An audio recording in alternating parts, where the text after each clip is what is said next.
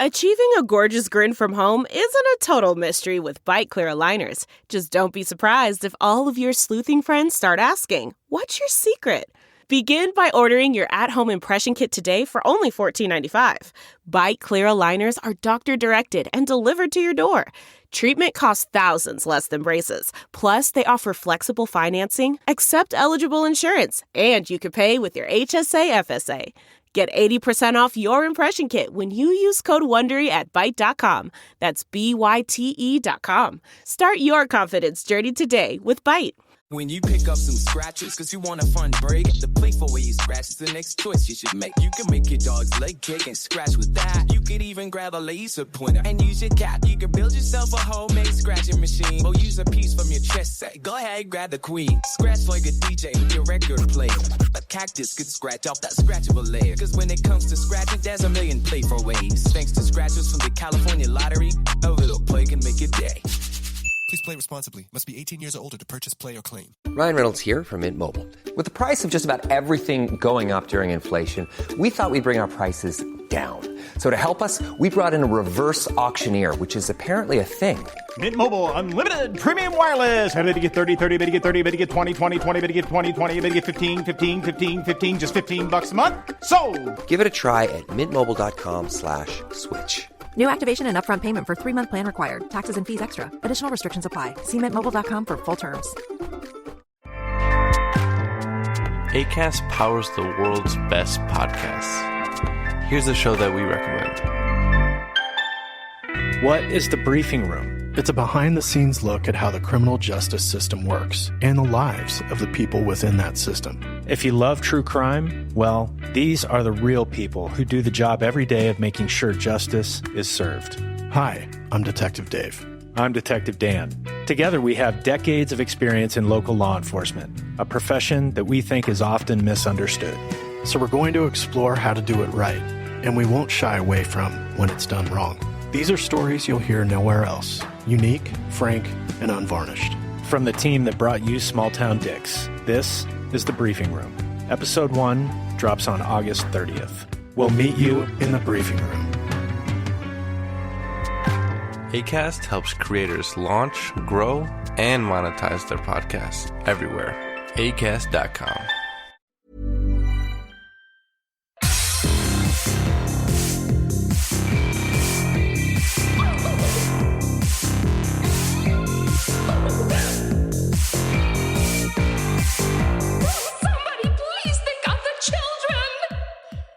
And welcome back to Scarred for Life, the podcast where we open up old wounds by looking back at the films that scared us as kids. I'm Terry. And I'm Mary Beth. And each episode, our special guest brings with them a movie that traumatized them as a child. This week, our guest is author of My Dearest Darkest, which I have talked about previously on the show, Kayla Cottingham. Her most recent book, This Delicious Death, is out now. Welcome to the show! Thank you so much for having me. I'm so excited to talk about horror and also this specific film and how much it did in fact scar me for life. I'm so excited. And Mary Beth is like champing at the bit to get to it. But before we do jump into that deep end, let's start with your books. I'm in the middle of reading both. I'm listening to My Dearest Darkest on my trip, and I have download the other one for my Kindle. So nice. I'm in the midst of reading them. I haven't finished them yet, so no spoilers. But can you tell us, our listeners, a little bit about? Let's start with This Delicious Death. Can you tell our listeners a little bit about that one? Sure. So This Delicious Death is a YA sapphic horror novel about a group of girls who have undergone this physical change after getting sick during a worldwide pandemic. Obviously, no relation to the real world. Spoiler alert. Hugely related to the real world. But instead of dealing with the effects of, say, long COVID, they instead become flesh-eating ghouls. And after scientists are able to manufacture something called synflesh that allows them to eat synthetic human flesh, they're able to reassimilate into society. And since they've all just graduated high school, they decide to do what any good cannibal would do and go to a fictionalized version of Coachella. And things go decent for the first like 5 minutes, and then they immediately kill and eat a boy by accident, and so it goes a little off the rails after that. Just got to that point where they just feasted on one of the band members. Yeah, it happens to the best of us, you know? It does. And when I was reading this, I was like, boy, it's such a nice metaphor for like our COVID response. But then I'm also thinking, boy, I would have been one that would have been hollowed because I have long COVID, and I'm just like, that would be really weird. Yeah, I mean, you know, at least you don't have to like actively eat fake liver all the time to live. So, you know, pros and cons. Positives. Yeah. Pros, cons. Well, and I know Mary Beth is, because you've talked about this on the podcast before, you loved My Dearest Darkest, and I'm about halfway through it at this point. But you had a story about finding it, Mary Beth. I did. I was like halfway through telling it before we started recording, but I was in a Barnes & Noble just looking for, like, randomly looking, and this very cute queer woman comes up to me, and she goes, "Do you by any chance like queer horror?" And I look and I go, "Absolutely." I was like, and I was immediately clocked from across the Barnes & Noble, and she led me to your book. It was like book of the month at Barnes & Noble or something. It was like the release of the month, and she was like, "You'll love it." And she gave me all these comparisons. She was like, "It's The Craft, but with cosmic horror." And I was like, "Give me the book. Give it to me in my hands." And she was correct. I loved every minute of that book. It's gay. Like, a lot of your work is very gay, and I love that. Yeah, it's all of gay. it, in fact. It's all gay, and it's so great to, like, read about these stories of, like, gay, like, complicated gay women who are also monsters, maybe, sometimes. And it's just, like, what drew you to, I mean, that's kind of a weird question, but, like, what drew you to wanting to write about, like, queer women in these scenarios, and like where like did your journey kind of start in wanting to write about these kinds of characters? I had the sort of thing where I feel like horror chose me. I didn't choose horror. Where when I was originally querying My Dearest Darkest, it was pitched as dark realistic fantasy, which is like not quite what I would call it these days. And at the time, I was doing that because even though it had a lot of horror elements, I didn't think that horror was going to be particularly marketable. And I also thought of horror as being like, it was a boys' genre. It was like, that's where Stephen King writes. It's, you know, that's horror's for guys, basically. And whatever long convoluted genre I have created is for me. And ultimately, over the course of the publishing process, it was like, no, this is horror, and horror is in fact a lot more flexible than I was giving it credit for. And it allows for a space to tell stories that I think you can't really tell in a lot of other genres, because you're given so much freedom in terms of what you can do, both in terms with like the visceral reactions that you give a reader, and also being able to play with metaphor in a way that maybe wouldn't be quite as acceptable in a more mainstream like fantasy novel per se, where I don't know if I could, like, in a romantic comedy, get away with, you know, girls who have just eaten a boy having like a cute little, "oh no, our hands touched as we were reaching for the same heart," or whatever. Like, it gives you a little bit more fodder to play with. Well, as I was reading these books, I'm like, I wish when I was younger I had this kind of queer literature, because maybe I would have been more comfortable exploring my sexuality until I got way much older.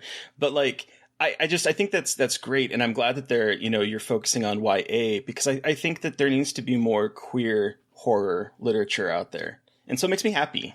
Yeah, I love writing about teenagers just because their emotions are so raw and intense in a way that I think a lot of those experiences that you have as a teenager will always stick with you a little bit more than the ones that you have as an adult, because it's the first time that you're experiencing them as a teenager. It's your first crush. It's, you know, the first time that you experience maybe a person close to you dying. It's like all of those really, really intense emotions that being able to dive into those in a reflective way as an adult now makes YA super rewarding to write for me. And I think people don't give YA enough credit for like what it is and the stories people are telling. Just because it says young adult does not mean these books are not dealing with like some crazy stuff. Like, I have read some very intense YA novels, and it's just like, just because they have that on there does not mean they're not worth, you know, diving into, especially in horror.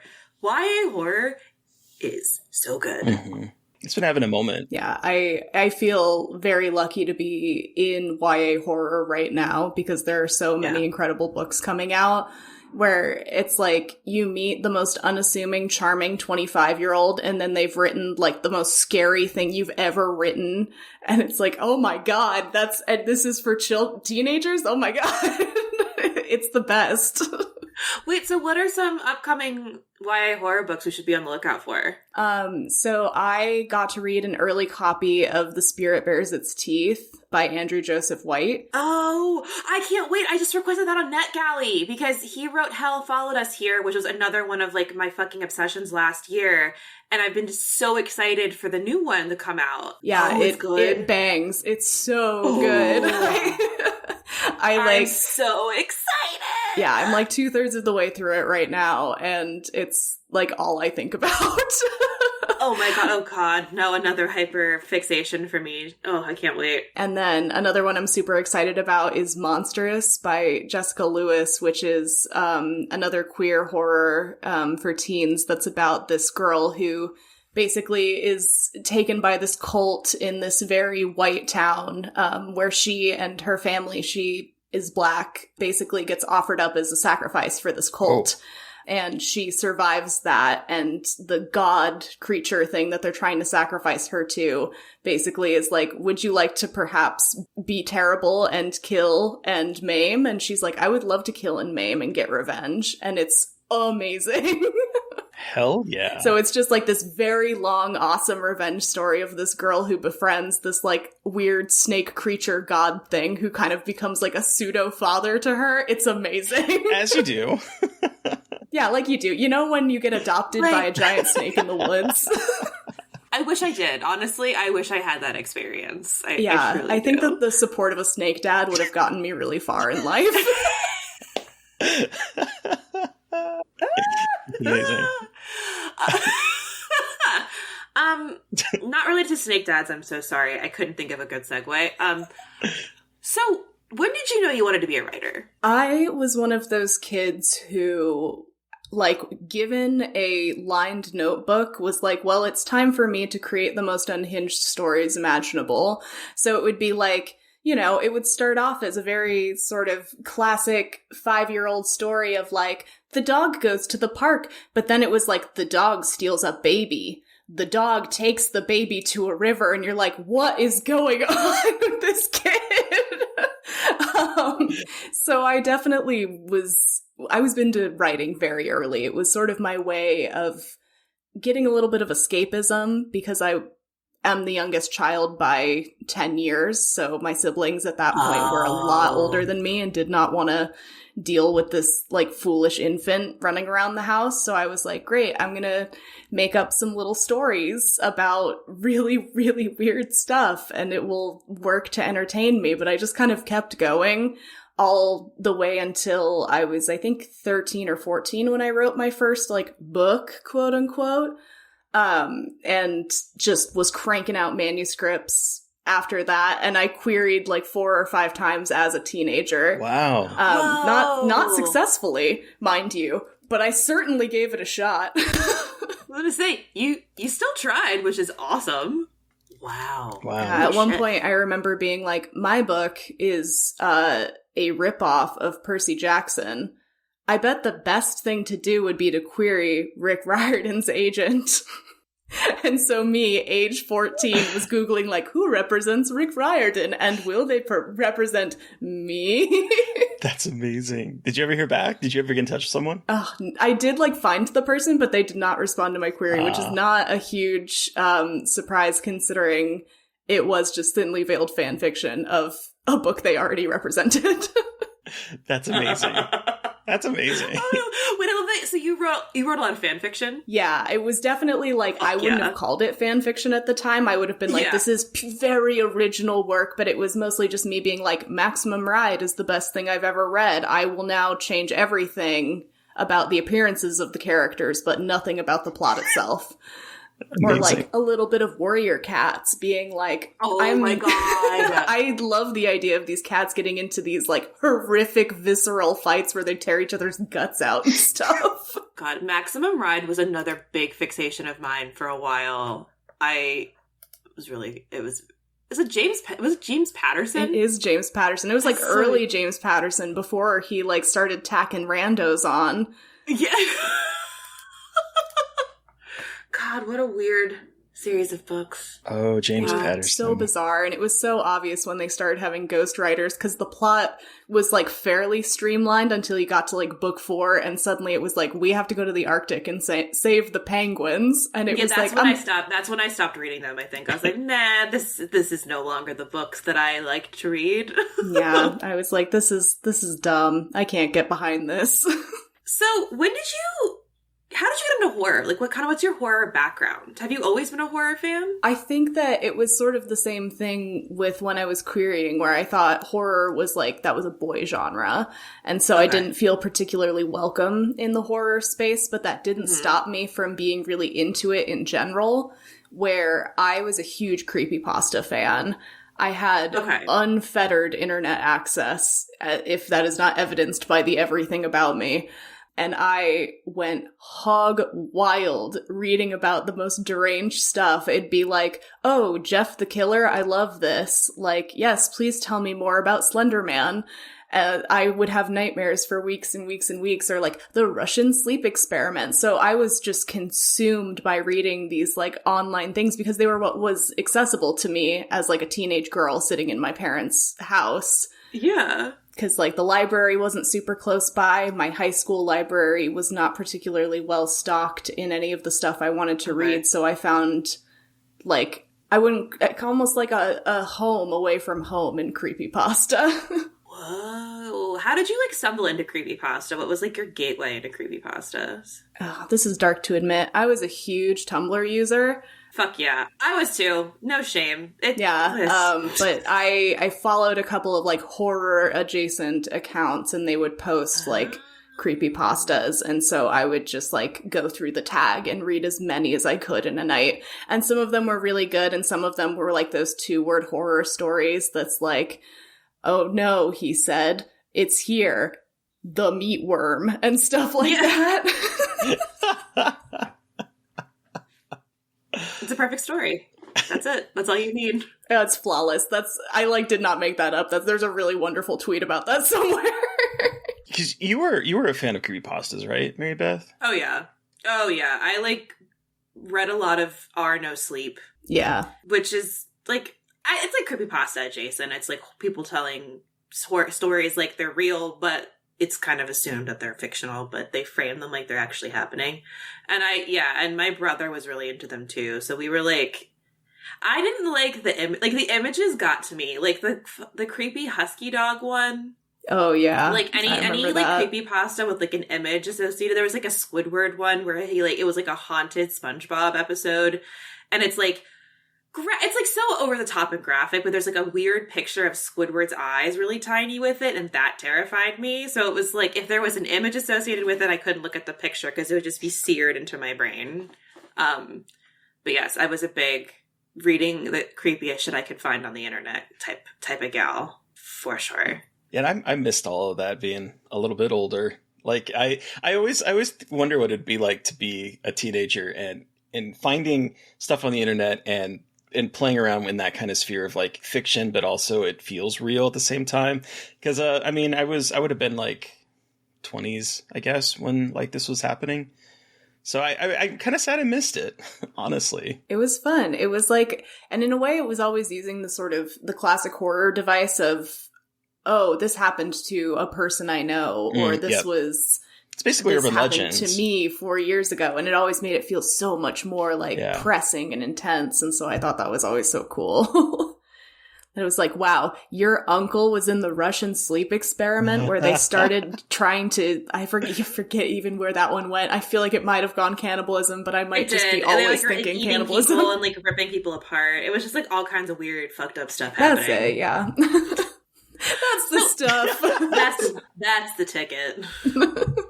So you read a lot of creepypastas and you were in that space and you were writing. Did you watch a lot of horror movies growing up at all? So I was a very reluctant horror movie watcher because So I have an anxiety disorder that makes a jump scare my ultimate nemesis. Like, the second that a creature jumps out at me, I am like, gone, I'm done, I've had enough. I like have to go sit down. And a lot of the horror that I remember watching when I was younger was like full of jump scares. And so I was immediately like, this is not for me. Even if I like the sort of darker storytelling and the elements of horror, I can't deal with jump scares. But I like would watch horror movies, but only in group settings and typically at sleepovers, which is where I wound up watching 30 Days of Night. But I never, like, was looking for horror movies. The closest I got was more, like, the classic cheesy TV stuff. So it was whatever was, like, available on Netflix. So I would watch, like, all of Buffy the Vampire Slayer, and I would watch, like, X-Files and stuff like that. And that was kind of as close as I got. There are some really fucking scary X-Files episodes. There are. I'm not a big Buffy person, so I don't know. But X-Files is scary as shit. And I know that Buffy is very good. So, that's still... Are you into horror movies now, or you still can't, like, you're still kind of less of a horror movie type person? It still kind of depends on the horror movie. So, like, if it's something like Hereditary, like, I loved Hereditary, and I love horror that has, like, kind of a comedy edge. So Megan was, like, my favorite movie I've seen in recent history. That was such a slay, honestly. Good for her. And... like, it really, what got me more into horror movies was more female-geared horror. So the ones that I did seek out as a teenager were things like Jennifer's Body and Ginger Snaps and The Craft and stuff like that, where I felt like I could relate a little bit more, because I was like, I too am a feral teenage girl with incredible sapphic longing. I would love to watch this. Hell yeah. So I know that because you're talking about creepypastas, have you seen We're All Going to the World's Fair? No, I have not. That's one I think you should put on your list. You should.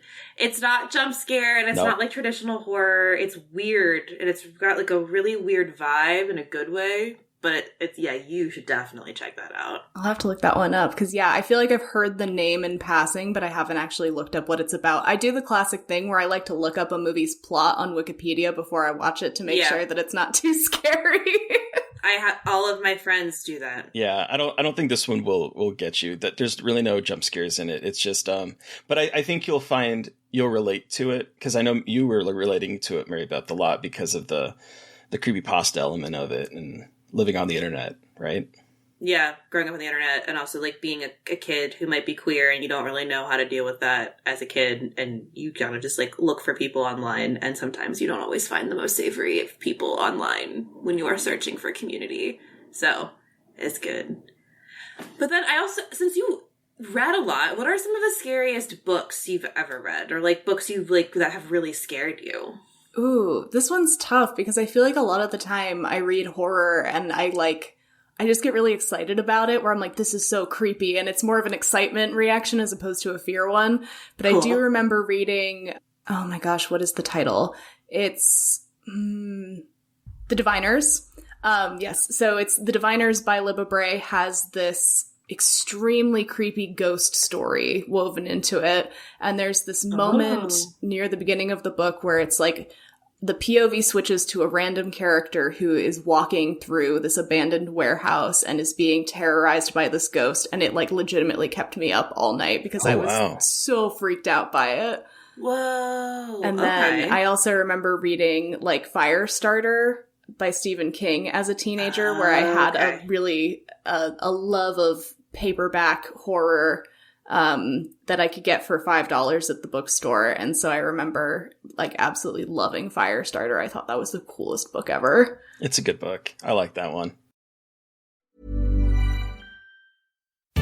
When you want to have fun and have scratchers to scratch, there's a playful way you can do just that. Scratch with the key or acrylic nail. Scratch with the quill from a porcupine tail. Use a belt buckle from your friend Lamar. Or scratch with your pick while you play guitar. You can scratch in a bunch of different playful ways. Scratchers from the California Lottery. A little play can make your day. Please play responsibly. Must be 18 years or older to purchase, play, or claim. Okay, So we've talked about your creative work and your horror history, but Kayla, what movie did you bring with you today for us to discuss? Yeah, so I brought 30 Days of Night, the 2007 horror masterpiece of so much blood and so many vampires in Alaska. Yes. So I'll just read a brief synopsis of the film for everybody. In the far northern hemisphere, wow, that was hilarious, The far northern hemisphere, the small town of Barrow, Alaska, experiences a solid month of darkness every year. Though most of the residents head south for the winter, some townspeople remain behind. However, those that stay regret their decision when one year, hungry vampires descend on Barrow to feed. Bum, bum, bum. All right. Ta-da. So take us back, Kayla. How old were you when you saw this? How did you see it? What about it scared you? Give us your horror story. Yeah, so I, as I previously mentioned, was not the sort of kid who was looking for horror movies, but I was the sort of kid who loved to succumb to peer pressure. So I was at a classic all-girl sleepover. You know, the kind where everyone drinks a lot of soda, you reveal the most traumatic moments in your life, and then you slowly get lured into watching a horror movie. That was the scenario here. So we were in my friend Forrest's basement, and she was a big fan of going to, like, the Blockbuster and sort of looking through to just try and find the creepiest horror movies she could just to freak me out, and pulled this one off the new release sort of shelf. I think I was 13 at the time. And so we all gathered around the TV and she was like, well, Kayla, you'll like this one because it has vampires in it. And this was also roughly around the time that I was super into Twilight. And I was like, amazing. Vampires, we're going to get kissing. We're going to get self-loathing. It's going to be amazing. And then that was not really what happened. So the movie starts and I was like, Alaska, what a great setting. And it is a great setting because the whole concept of the 30 Days of Night is good. But also, boy, the snow makes for such a great place to put blood. It sure does. And there is so much of it in this movie. There's so much blood in this movie. So at what point were you all of a sudden going, oh no, this is not what I thought I was signing up for? So the movie starts and you're introduced to the main character whose name is Eben with a B, which Weird is something name. that I thought the whole movie his name was Evan and that people just maybe had like a little bit of a stuffy nose as they were saying it. So they're like, well, it's Sheriff Eben. But it turned out that was just his actual Christian name. And he's like going around the town doing a bunch of cop stuff like you do in Alaska the day that everyone decides to flee your town before it goes into big night. And there's a scene where there's like this creepy figure shows up and starts killing dogs. And I am like a huge dog person. I usually am the one who Googles like, does the dog die in this movie? And it was right off the bat, just like, we are stabbing huskies. Like really close to the beginning of the movie. And I was like, I don't know if there's going to be as much kissing in this one as I want. A little bit of necking, but not in the way that's any fun for you. Copious amounts of necking, yes. There's no kissing. No, there's one kiss, but it's I was going to say there's one poignant kiss at the end. One poignant kiss at the end, and it's very sad, but there isn't, ooh. That image of after the dogs have been killed and they find him, and there's the one that has like its jaw is like distended from it. It's like, that like lingers in my mind. It's like, oh, that is a horrific image right there. Yeah, it's always rough. And then they do the fun thing in this movie where they capitalize not only on we're going to murder dogs really close to the beginning of the movie, but we're also going to have not one, but two creepy child scenes, which is such a classic horror movie thing. But at the time, as a person who didn't watch horror movies, I was like, oh, there's this little girl in the store. I hope she's okay. Oh, no. And then she looks up and reveals that she's, like, covered in blood and has the, like, sharp little teeth that the vampires have, and her eyes are black, and you're just like, no! And then later in the movie, there's like another little kid just like wandering shell-shocked. I'm done playing with this one. Wanna play with me now? I can literally recite this stupid fucking movie like word for word. It's fucking embarrassing. It's just like, oh my god, it's such a classic creepy kids shot.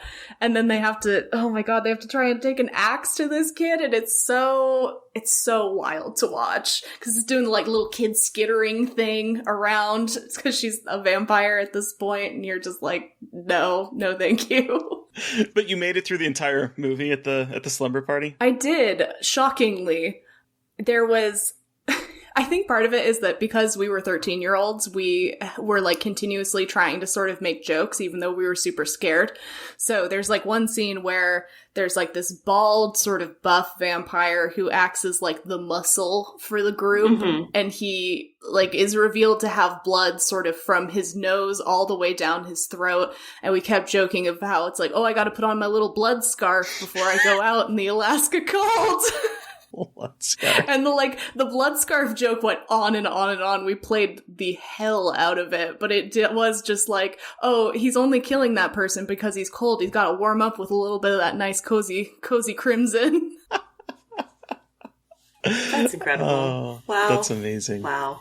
Yeah, no, it's a truly thrilling film, and I think the thing with it is that it did kind of bring me into a zone of realizing I do like creature horror, because there's something unique about a creature feature that a lot of other horror doesn't have, where I think that creating a fun, fresh monster, especially out of something like a vampire, is hard to do.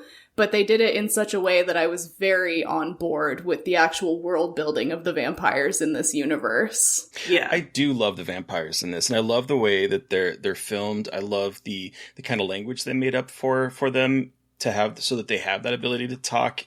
But also, they really did a good job of matching, I think, the artwork in the comic book that it's based on to like really kind of fit that tone. It surprises me on a rewatch just how close to that book in terms of like the look of the vampires are. They're frightening. And this was, as you mentioned, this did come out at a time of like Twilight. So people weren't thinking of vampires as these feral, monstrous creatures. It was more of a romanticized type look at them at that point. And this was a movie that just came out and just said, nah, man, we're just going to have everyone's throats torn out. Overhead shot of the entire town getting massacred. Like, it's chef kiss. It's just all over the place. It's like that scene specifically where like the entire town is getting just like ripped apart it's so, I would almost call it camp because it's so much, but it's awesome. I mean, we all know how much I love this movie. I am trying to be restrained in my excitement about talking about this movie because I watched this movie, I think I was 15, and it was just out in Blockbuster, and it was like, my dad, when I would go to my dad's, we would like rent a movie and watch something, and he would let me pick it. And I picked this. I picked 30 Days of Night because I loved vampires. And I was like, this looks awesome and gross. And so we watched it, and I was just like, immediately like, this is the best movie I've ever seen. Like, this is the best movie I've ever seen. Like, fuck hot vampires. Because I was a big hot vampire girl. Like, big Twilight person. Like, I made a t-shirt to the release of the last book. Like, I was a freak for Twilight. But then when I was like, wait, feral vampires? Wait, that's even cooler. And so I promptly made my parents take me to Borders. I bought the movie, and then I made my parents watch it with me that night, and then I watched it again that night in my room on my laptop. Wow. And then I watched it the next day. So I watched it 4 times in one weekend. And it was like my comfort movie that I would watch whenever like I felt sad. And it was a movie I showed all of my friends, and like no one really liked it as much as I did. They thought it was really gross, which is fair. But it was like this movie that I just watched all the time. And it was like a combination of loving how bleak it was and also thinking that Josh Hartnett was really sexy, but also Melissa George, who plays Stella.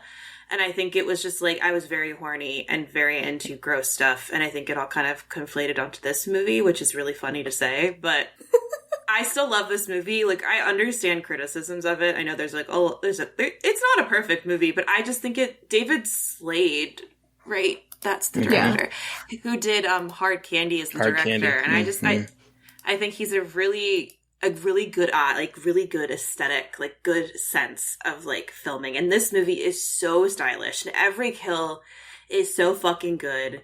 And everything about it, I think, is framed so well. I think it loses steam, and we can talk about it in the back half, but I just think like it's just, you get that sense of like isolation and both like so much space and so little space, like that claustrophobia at the same time. And it's just like, so everything about it is just like terror inducing.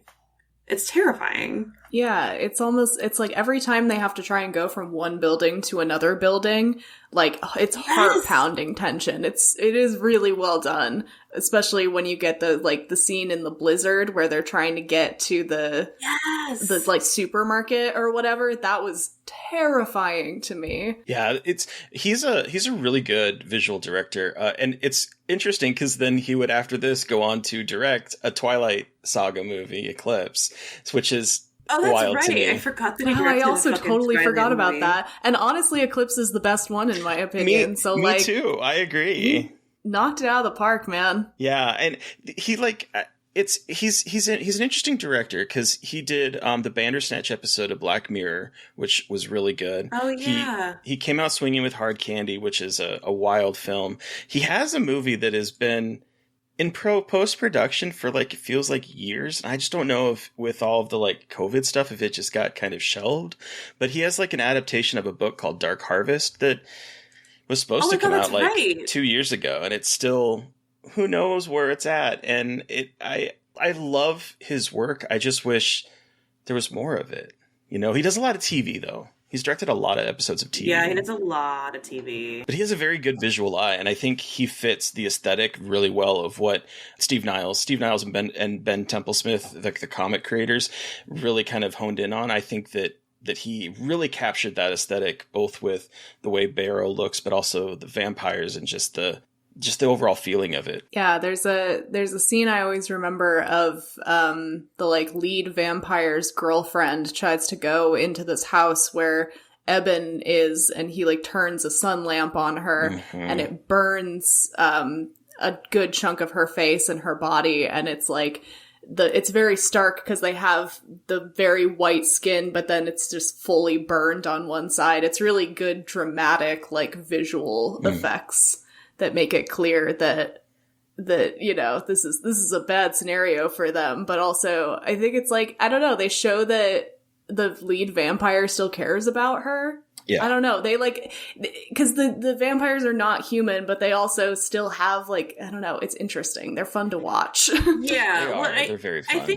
I think what this movie does a little bit better than the graphic novel does. The graphic novel goes into a lot. There's like more kind of lore going on in the graphic novel, and I think it was smart to cut it out of the movie because I think it's too much for the movie, just in terms of like certain characters, and it gets kind of touched upon in the sequel movie that was like direct to video and is not very good, but they do a really good job of honing in on these characters and adding characters to the story, like Billy, his sidekick, who ends up having this like really tragic story, but they really do a good job of building the dread in this movie before we even see a vampire. Like, we open up on Ben Foster as this incredible character. It's like a Cajun accent, which in the comic book, there's like Cajun characters. So it makes sense that they have the accent, but it doesn't really matter. Whatever. It's just like, that's too much information. Sorry. But you know, he's walking towards the town and it's already setting something up. Something really strange is happening. Then we have the satellite phones being, like, all the satellite phones being burned, the dogs being killed, the helicopter being torn apart, the power going, like, the power and communication going out. Like, all of these things are just like, what the fuck is going on? Like, you know something bad is coming, but I think they do a really incredible job of building that tension before having the big reveal, because the big reveal is the bird's eye view part, and they do, it's so earned when they do this. That, like, they have all these horrifying moments. Like, they find Gus, the guy at the who runs, like, the satellite part, of, like, the satellite building off in the middle of the snow. They find his head on a stake. And then oh, God, right.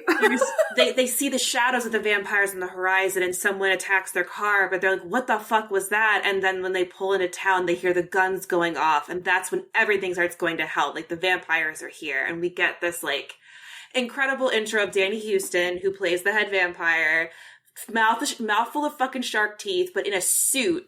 These vampires are so cool, like you said, because they they look like, they don't look like, but they don't look gothic, because it's not like well-dressed, like Interview with the Vampire stuff. It's like plain suit, and he's got these crazy-ass nails and the teeth, and he says, they kill this family, and he puts his finger on a record and, like, makes this announcement to everybody. And then that's when we get this, like, horrific massacre scene of, like, things on fire, vampires jumping on everyone, blood spurting out of wounds. And it's just, like, this incredible opening sequence that I think is so amazing, but it's also to the detriment of the movie, because, like, how it feels like it peaks so hard right there that it's, like, hard to keep up that momentum, I think, in this movie. And the end, whatever, we'll get there. But I think that they just built this, and then when it's, like, has all this crazy music, and then it goes really quiet, and we just have the bird's eye view of people running and trying to shoot, and it's just, like... And all the blood splats on the white snow. The blood it's on so the good. snow. And you're just, like, my stepdad, who's kind of hard to, like, get a reaction from, he was like, holy shit, at that part. And I was like, yes, I got I always felt so excited when he had a reaction like that. Just, like, fist pumping, like, yes, vampires, let's go. Like, see, I told you I always had a good taste in movies. He never ever said I didn't, but I just always felt pride when I found a movie the adults liked. Like, it was always so cool. But, like, god damn, that setup is so good. And, like, you get to know the inner workings of Eben and Stella's relationship, and that they're separated, and she's getting pressure from everyone to, like, stay. And we get the dynamics between the grandma and the brother, and the grandma has cancer, and she's smoking pot. And, like, it's all of this really interesting character things are like, speckled in without taking up too much space. And, yeah, like, watching this now with, like, the whole, like, separated, apart narrative is, like, a little bit cliche. But that's okay. It's 2007. We have to have a love element. And also, like, I did a talk a couple years ago about, like, post 9/11 anxieties in this movie, because, like, as much as I love this movie, Eben's a fucking cop. Like, we got, like, Eben's a cop. And he likes being a cop. And yes, they are in Barrow, Alaska, but, like, it's just, like, he's a cop, and he is the hero of this, and he is the sacrificial lamb in this movie, and this movie does really reflect... My man, given the chance to be a martyr, is like, let's go, I'm ready, let's do it again. He really was. That motherfucker had this much hesitation to sacrifice himself to turn into a vampire. He was ready. He was ready to be the hero that everyone talks about. Like, the hero that we see in, like, all of these, like, post 9/11 movies about the male martyr rescuing the women and children. Like, it is so much playing on those tropes. And, like, again, I love this movie, but I know exactly what it's doing with this. Like, he is a hottie. I love him. But I also know that what his character is functioning as this, like, male martyr character who is like, save the oil. How dare they destroy the pipeline? America's gold. They should have just, like, put, like, an eagle screech over that. America, fuck yeah. And it's just like, you know, it's so obvious what's kind of happening here in terms of, like, like the weird outsiders who can't speak English come in and invade this like small American town that has an oil pipeline that is, like, a very important resource, and there's a cop that has to protect, and the manly men have to protect, and the woman can't be a cop. It's just, like, there's some very late 2000s gender dynamics going on here, and that... Well, I will say, I mean, Melissa George's character is a fire marshal, and she carries a gun. Like, oh yeah, and she was a cop too. She was a cop before she left. Like, she was a cop there, I think, before she left. I feel like at some point in the movie, everyone is a cop. Like, it's like the very first scene, and they walk into, it's like the grandma's in there, the brother's in there, and they just are all hanging out, being like, another day of coppery, I suppose. Yeah, like, we were gonna play a board game and, like, check the computers and work as the police, like, the police station. And, like, yeah, I guess you could argue that it's not the same in Alaska, but you're still cops. Like, and we see him give, like, parking tickets for stuff, like, dumb shit. And you're like, come on, brother. Like, I love that he's like, that makes him feel part of the town. I'm like, can she just invite him to dinner? Why are we giving him a citation to make him feel like part of the town? And, yeah, like, it's definitely got some very regressive politics going on.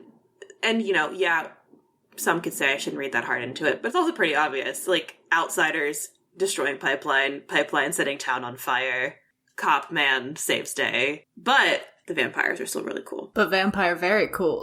Very cool. Well, you talked about the way that it builds dread, and I would say that the first half of this movie is the best part. The little seeing kind of how everything that's happening is sort of like clicking into place with Eben, where he like they first find the pile of burnt satellite phones that that have been stolen, and he's like, well, that's strange.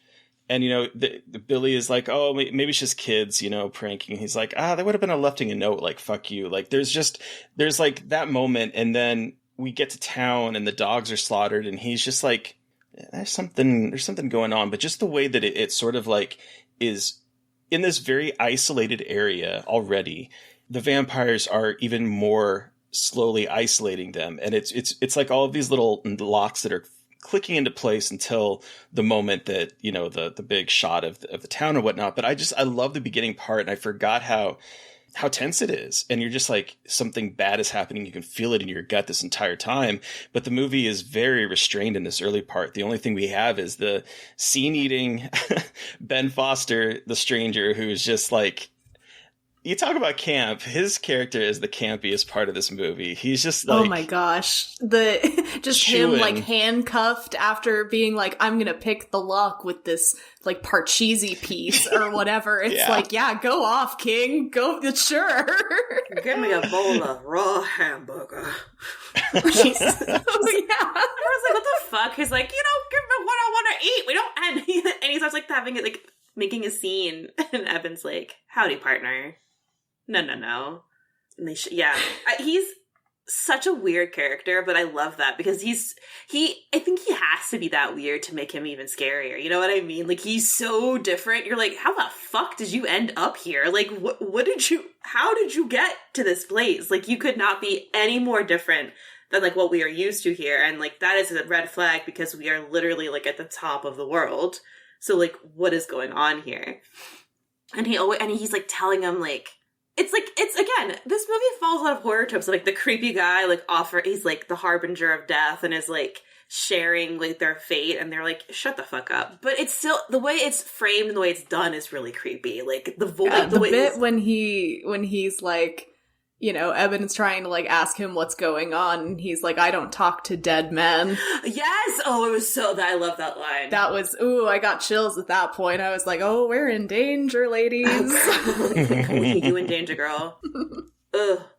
And then like you said, it picks up steam really quickly, and we have like everyone, like all of the survivors gathering and like trying to figure out what to do and not understanding and being like, they're all on PCP. And it's like, no, buddy. Like, he's like, they're all hooked up on PCP, and they're like, I don't think it's PCP. And then like, because we now have like our little cast of characters. We have like Eben, we have his brother, we have Stella, and then we also have one of the pipeline workers, one of these women that we see earlier in the film. We have who I think was going to have a threesome. Yeah, there was going to be a threesome at one point, and a vampire takes away one of the guys. Good for them. There's the diner owner, there's a man, the operator of the helicopter, and his father with dementia, and then there is the guy, an older man, I forgot his name, but so there's like a very small group of survivors who are now banding together. And as we start like going through their journey of like being hidden in attics, it slows down a little bit, and it's a little, it loses momentum a little bit, I will say. And I listened to the commentary, and David Slade goes, yeah, we kind of lost track of how days had passed, and we kind of fucked up the how much time had passed. So, oops. And he openly meant, because you don't really get a sense of like time passing in this. Like, it's like, all of a sudden it's been like 2 weeks, and it's very confusing. Mm-hmm. And he was like, yeah, we didn't. Oops. And so it was funny just to hear him go like, oh well, we messed that one up, but it's fine. Who among us hasn't looked at their timeline and gone, whatever. Oh yeah, how much time? Figure it out. How much time has passed? I don't know, 14 days. Does that make sense? That's fine. Don't worry about it, guys. Yeah, I forgot that they were actually going through an entire month until like the 18 days came on the screen, and I was like, oh yeah. Mm-hmm. We are going through this whole entire time, because this is only the second time I've seen this movie. I saw it once in the movie theater when it first came out. I would have been 26 at the time, and I loved it up until the end. And I still think, because like I feel like the most of it is very grounded. It's very, yes, the monsters are fantastic at parkour, and they're just flopping around all over the place. But like, it feels really grounded in these characters and in this place that I grew up in Alaska. And so like, it felt sort of like this very real down to earth thing. And then all of a sudden he's shooting up vampire blood and turning into a vampire. And I'm like, okay. That was such a wild choice, because it truly, like, the word distraction is breathed around this man, and he just jumps up. He's like, yes, let's do it. Let's go. And then it gets to the end. Hero. I must be a hero. It's like, oh no, she's trapped under the car and the oil is coming. And I'm like, and your reaction is to, okay. Shoot up some vampire blood and... Let's go. With like no knowledge of whether or not that's going to do anything. Mm-hmm. Knowing full well that, like, I mean, he says, you know, at one point, like, oh, that people are retaining their humanity a little bit. I'm like, okay, but you don't know what the difference is going to be if you're shooting up blood versus getting bit. Like, what is happening here? You could just immediately turn on your people and slaughter them. Yeah. That's the only part, and it's still on this rewatch. It's the only part that I do not like about this movie, because it reminded me that this is based on a comic as opposed to, and that's nothing to say bad things about comic, but it felt like it felt like jumping the shark a bit in terms of the more down to earth, very grounded relationship, and it almost felt like a Deus Ex Machina moment. It's like, how are we going to get out of this? I'm going to shoot up some vampire blood and turn into a superpowered vampire and kill the lead guy, and then everyone else will flee. And I'm like, I don't think that was the way to go. But other than that, I think I really enjoyed this movie on seeing it in the movie theater, and I don't know why I haven't watched it as much since then. So I was really glad to be able to revisit it, because I think as someone that lived in Alaska, and I lived in the southern part, I lived near Anchorage. It's we do get weird times of day where it's like in the summertime, the sun would set about midnight and come up at like 4 or 5 in the morning.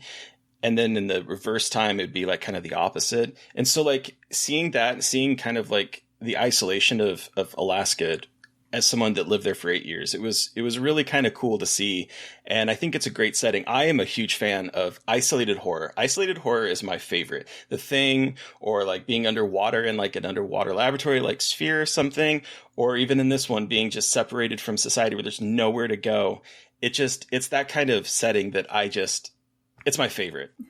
I'm also a huge fan, which as you're saying that, I realize I did that with This Delicious Death, where they kind of get stuck in this like canyon or valley, I mean, and there's like one road in or out. So it is kind of that same sense of being enclosed and being trapped. And it worked really well in this movie, especially when they do, like, as much as the scenes of them hiding in the attic are very like, you know, where's the action? It also it adds that sort of confining sense that is really effective. Mm-hmm. Well, and I think this movie is so nihilistic. It like the ending kind of feels like you're betraying it a little bit. And I get that you're trying to follow a comic, the graphic novel and everything, but it just like, you know, we have the scene where they're in the attic. They watch this young girl who's being sent out as bait, who is screaming for help.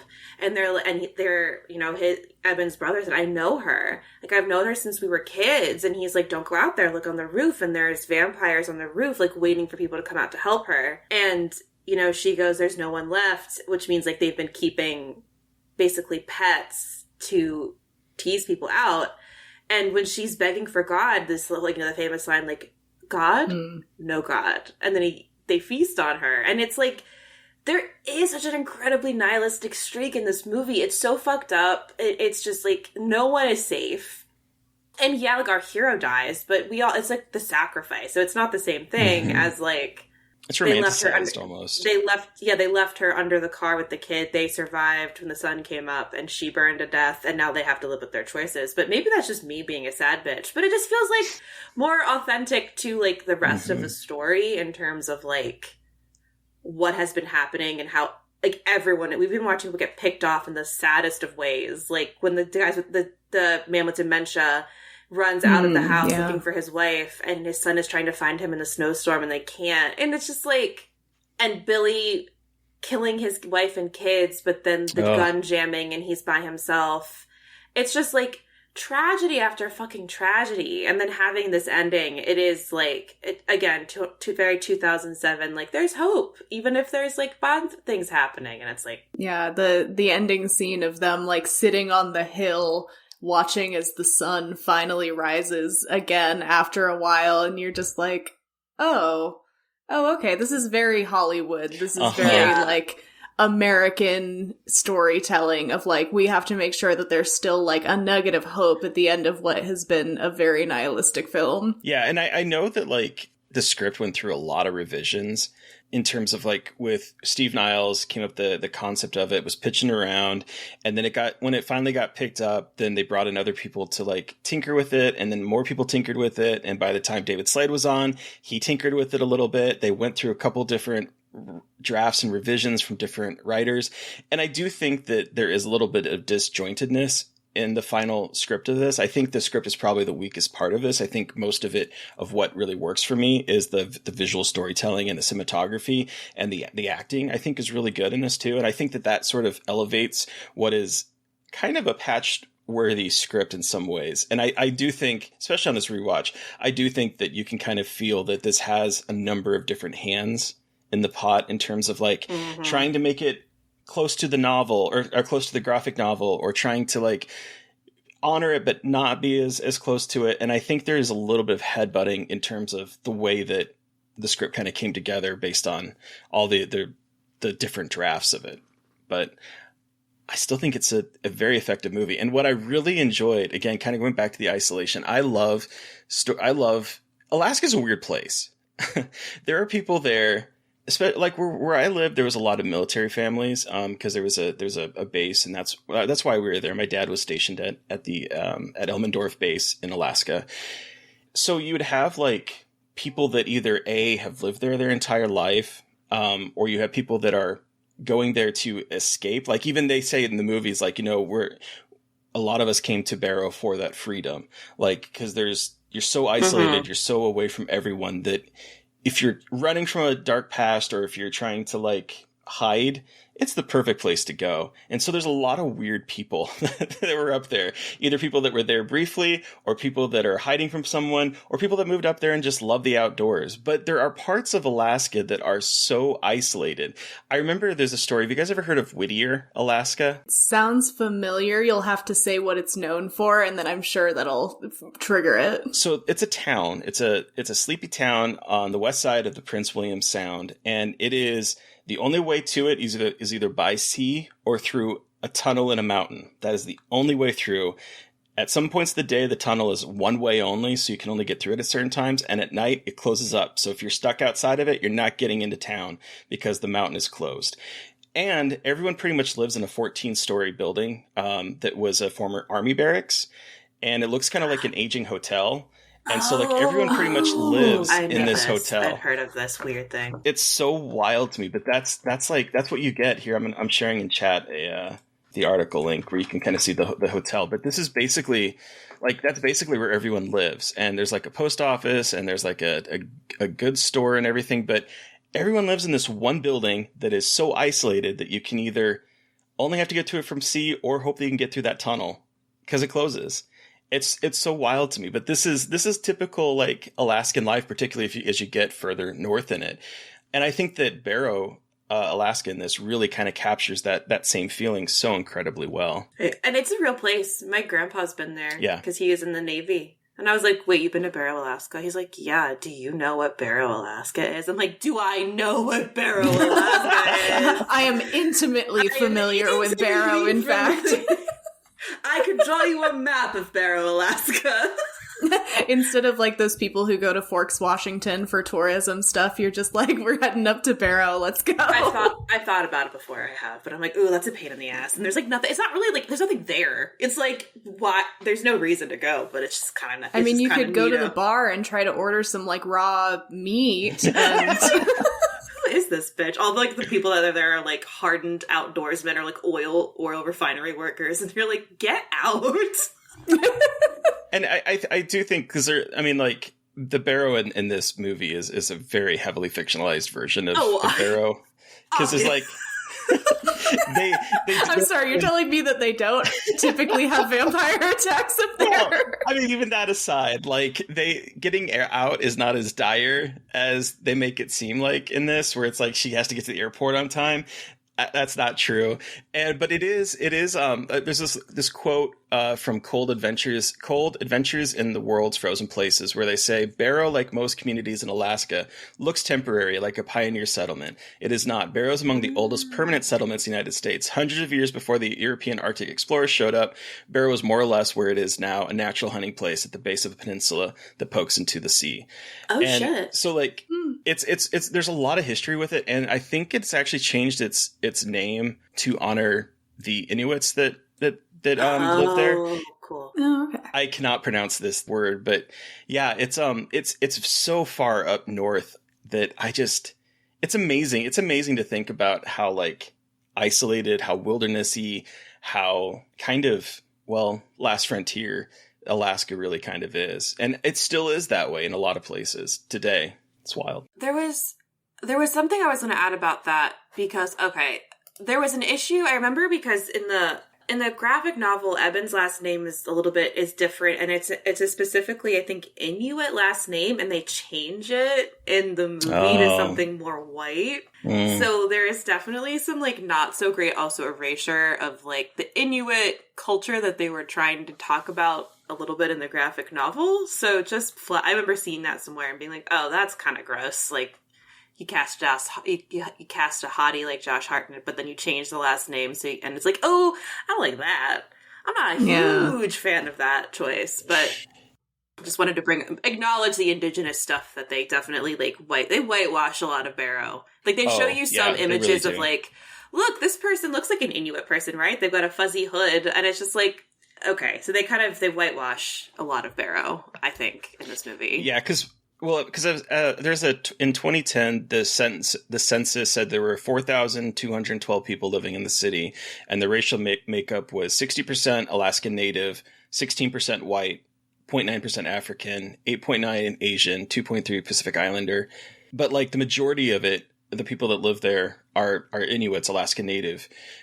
And so it's I always find it interesting when people take that subject and then just whitewash everything about it, because you're right, Mary Beth. Aside from I think we see, like, an Asian person and, like, a couple people of color, it's mostly white. And that is, it's not the truth of Barrow. Yeah. But that happens so many times in movies. I know. It's a bummer, but I wanted to acknowledge it. Yeah, absolutely. Is there anything else you want to hit on before we wrap up? I guess one sort of funny outcome of watching this movie is that I did develop, like, a very intense fear of vampires. Oh, okay. Oh! As a 13-year-old, I was very afraid of vampires after this. And I have pictures of it. I slept with an actual stake, like a wooden stake, underneath my pillow for a full calendar year after watching 30 Days of Night, even though in the mythos of the movie that would do nothing. I convinced myself. So I also stole this stake. I went to Home Depot with my mom, and I was like, I need to protect myself from vampires, and I have to take the initiative here, because I was like, Mom, I need a stake. She's like, you absolutely do not. That's deranged. So I just slipped it into my backpack and stole it from the Home Depot, and then I, like, colored the end of it with a red Sharpie to look like it had blood on it, so it seemed a little bit more badass.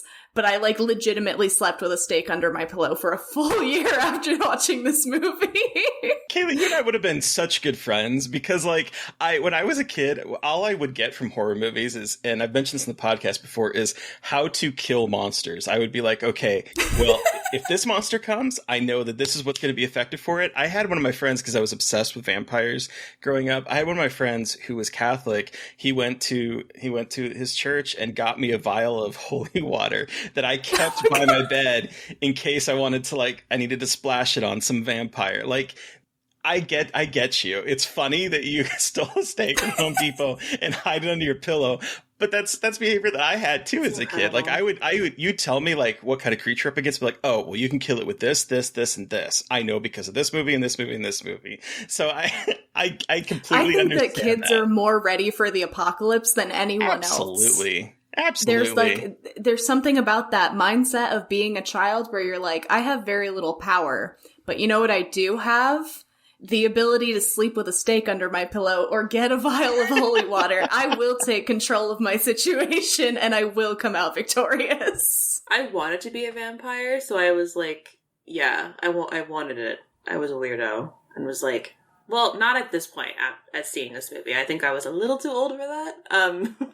But this came out sort of like, again, in that Twilight time frame. You said you were a fan of Twilight. Did seeing this huge. Affect any of your like relationship to the vampires in that movie or in that series afterwards at all? Well, I knew that. So I actually didn't like the vampires in Twilight as much as I liked the werewolves. I was very much like a Team Jacob. I was going to say Team Jacob. Wow. Yeah. And so I was like, well, this is just further proof, isn't it? This is the real stuff. This is what Edward would be doing if Stephenie Meyer weren't a coward. Yes. But like I still loved the series, and it made it almost like a sort of thing where I was like, I do want to kiss a vampire, but it will need to then step 3 feet away from me. No necking. No, absolutely not. No. Hey, my face is up here. Get away from that. Yeah, I'm sorry. Please stop staring at my jugular. It's eyes up here. Eyes up. Eyes up. Just get like a choker necklace that say, my eyes are up here with 2 arrows. Yes. Oh my God. That'd be amazing. Oh my Mary Beth, God. Were you, what team were you on? Jacob. We're No, all not Jacob. Jacobs. No, I wasn't Jacob. I was Edward. I wanted to be I wanted vampires. They were like so hot, and it was just ideal. I wanted to be in the vampire family. I wanted to live forever and be hot. And have your That's skin very sparkle like valid. diamonds? Yeah, fuck. Why not? Fuck. It's fine with me. Whatever. I feel like there was maybe a plot point with the werewolves where they were maybe functionally immortal. Maybe not. There was some kind of thing I feel like introduced. Yeah. To try and make it seem like Jacob and Renesmee could be like dicking around forever in the same way that her parents were. Yeah. Which, wow. Stephenie Great Meyer one lost stuff. Lost the plot. I thought, oh man. Twilight. Even at age 13, I read the last Twilight book and was like, man, this is garbage. Yeah. Yeah. They really kind of fell off there for a bit, or all the way. I would have rather they sat on a snowy hill and watched the sunset rise and have Edward and Bella turn to ash very slowly. Honestly, it would have been even better if Eben was like, I'm your leader now, and like led the vampire gang. You know what I mean? That would be sick. Because they all fucking ran off. Like, they're not dead. Like, they're so, like, he didn't really like do much. Like, in the grand scheme, if you like think about the scale of it, like he only killed one of them. Got punched a lot. Yeah, he just like punched the whole head out of one of them, which is an incredible frame right out of the graphic novel, which is I'm obsessed with. But like they all leave, and like it's a whole fucking society of vampires. Like, well, because the sun's coming up, and I think they're like, I am not equipped to handle this, and I do kind of vibe with that. They're like, nah, we're good. Like, yeah, they're like, you know what? We had our 30 days of night. We're headed home. See you guys. Yeah, like whatever. I'm done. Like he was a dick anyway. Oh, they could have like, taken 2 more minutes and murdered everyone. Yeah, I don't know. They don't. Marlowe and his stupid suit are gone. Let's go. Marlowe and his stupid Finally, someone suit. killed that guy.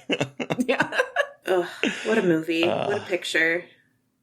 Then Terry, how many bird's eye view massacres out of 5 do you give 30 Days of Night? Iconic. That that's the thing. When I was watching it again, I remembered precisely 2 things from it.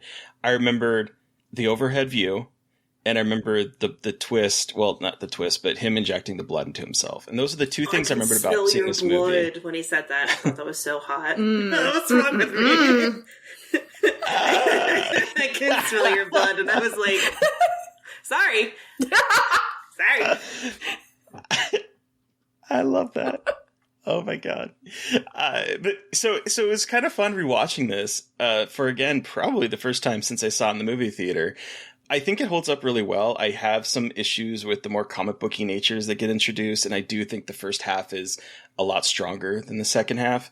But I really enjoy this one. I think the vampires in this are just absolutely fantastic. I love the way their nose, it made them almost look a little feline, and their screeches and stuff was very animalistic. It just, I don't know. This is like, if I want vampires, I want vampires like this. I want terrifying, feral, not like brooding in a castle, life is so horrible kind of vampires. I want the ones that are just going to fucking tear your throat out and do parkour all over town. Like, give me that. So I The don't know, for parkour me, was fun. I love they're just like jumping, wow, just jumping. I feel like if you're a vampire, what is the point of being a vampire if you can't do a sick flip every now and again? Exactly. You know? Yeah, fun. Exactly. Why not? If you can jump off a goddamn roof and bounce around, like, why wouldn't you do this? Cool. Shit, I'd be flipping left and right. I know. Just, why walk? who's that bitch Why flipping walk down the when you street? can- That's just that vampire Mary Beth. She's really excited about being able to just flip all the time. Well, and I think flips and about like Underworld too, where Kate Beckinsale just walks off the Oh my building and goes God. flying down to the ground. I'm like, yes, this is. That's the first R-rated movie I ever saw. Oh, was it really? Was, I think, like the second Underworld movie, which I watched without the context of the first Underworld movie. So everything seemed so wild. So lost. What's happening? Who are you people? I was like, who is this guy? Wait, he's a vampire? No, wait, he's a werewolf? It's okay, well, everyone's wearing leather. It's skin tight. I'm bi. I'm having a great time. That's basically, I mean, that's it. That's all you really needed. Is just like, I'm having a good time. I'm just watching some butts. I mean, that's a These good hot bi people. movie between Scott It Speedman is. and Kate Beckinsale. Like, Oh, come I was on. eating There's well. something for everyone. Ooh. Yeah. I can imagine, because I was like closeted at that point, and I'm like, ooh, Scott Speedman, he is so cute. And just like his rip. Yeah. Anyway, this is not an underworld discussion, but good Lord. It deserves a shout out, though. Another incredible piece of vampire media. And Bill Nighy in that as like the vampire. Oh, so good. Anyway, this movie, I think it's a 4. I think it's 4 Bird's Eye View massacres out of 5 for me. What about you, Mary Beth? So, like, from a critical adult perspective, it is a 4. But, like, in my heart of teenage hearts, it is a 5. So we'll split the difference and do a 4.5, with that half star being a bunch of nostalgia on how much. Like, I was fully prepared when I thought I wanted kids to name my child Eben. Like, I respect it. I really do. I am telling you, this movie changed a feral creature for this movie when I was a child. Like, ready to name children after that. Like, what? And when I would tell boyfriends, psychotic behavior, don't ever do that, anyone. Don't tell a boyfriend what you know how to name your babies, especially when you're like in your, like, don't do that. Psychotic behavior. They were like, you mean Evan? I'm like, no, Eben. And No, I do not. No. Yeah. So this movie just like occupies a very weird space in my brain, and I love it so much, as I have talked about ad nauseum all the time. And I'm so glad that we got to talk about it today and talk about how good it is and also its problems, because it's also like super important, not just it's technical, but like weird indigenous erasure stuff that like people don't really think about. But it was just awesome to be able to chat about this. So 4.5 Bird's Eye View massacres for me. And then Kayla, you have the fun word. How many Bird's Eye View massacres out of 5 do you give 30 Days of Night? I would give it maybe 3.5 Cool. Bird's Eye View massacres. Hell yeah. But I would give it 5 out of 5 blood scarves. Hell yeah. Just needs to stay warm in the Alaskan cold. He's got to get cozy. I love that. Well, thank you so much, Kayla, for joining us to talk about 30 Days of Night. Where can our listeners find you? And the floor is yours. What do you have to plug, and what can you share? Yeah, so you can find me on Instagram and on Twitter, just under Kayla Cottingham. My Twitter handle is peculiarity, like the beverage, and I'm KCotCan on Instagram. You can buy my books wherever books are sold. If you're looking for an indie to get them from, I do signed copies from All She Wrote Books in Somerville, Massachusetts. Oh, cool. And yeah, feel free to follow me to hear more weird takes about things that I did when I was 13, like stealing steaks from Home Depot. Hell yeah. So listeners, you've heard from us. We want to hear from you. What was your experience with 30 Days of Night? You can send us an email at scarredforlifepodcast@gmail.com. Or you can reach out to us directly on Twitter. I am at MB McAndrews. And I'm McGailey Dreadful. And of course, don't forget to follow the podcast on Twitter at Scarred Podcast. And please don't forget to review, rate, and subscribe. And if you want to help support us, we do have a Patreon. Thank you to Eric Power for our artwork. Thank you to Sean Keller for our music. Thank you everyone for listening. Please stay safe out there, but most importantly, stay creepy. And until next time.